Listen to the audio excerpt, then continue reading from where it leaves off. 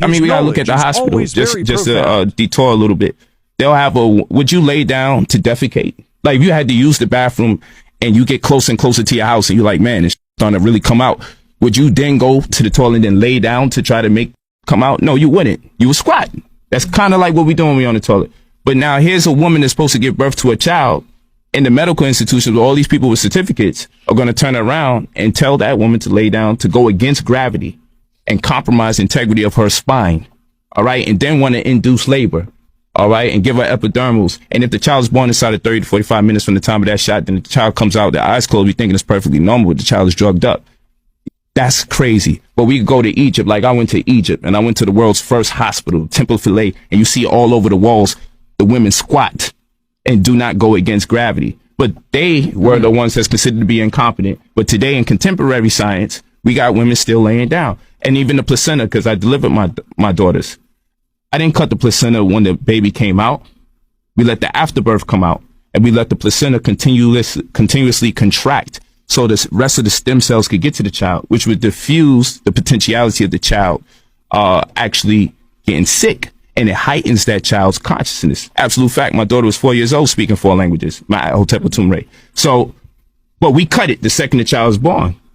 And if we were to go to the hospital right now and say, I would like to keep the afterbirth, they would give us hell. We would have to sign all sorts of applications and everything just to have entitlement to something that comes out of that woman's body.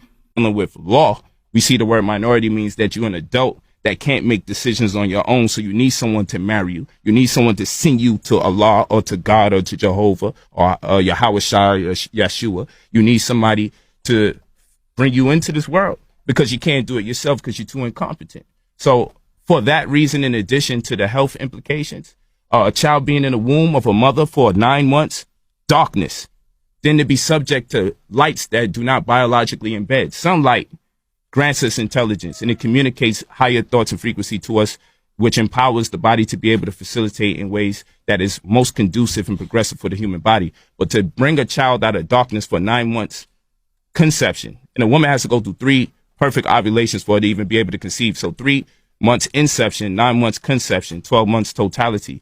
That child is born from darkness, subject to all these bright hospital lights. That's wicked. You know how you feel when you're in a dark house for a long period of time and then you go out and the sun is there? You get this headache. Imagine how the child feels when the child is born after being submerged in the darkness of the mother's womb, only to come out to these bright lights and to be held by someone that's not even the father, someone that contributed to the birth of the child, but to a stranger. And then this woman cannot keep her child long enough because then she got to go on maternal leave, so she got to go back to work, right? So that psychologically plagues that child.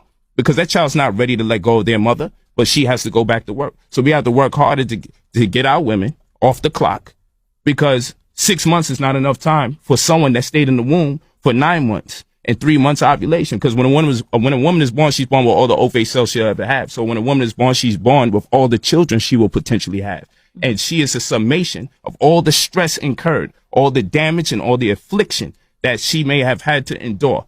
Our children are a summation of everything she experienced from the time she came into this world, which is why we teach that the black woman is God and we got to protect and honor her. And we don't mean it that she created every single thing here. We mean she's part of everything that is here outside. So we got to respect our women. We got to understand whatever we do to her afflicts our children before they even conceived. Now you have multiple wives.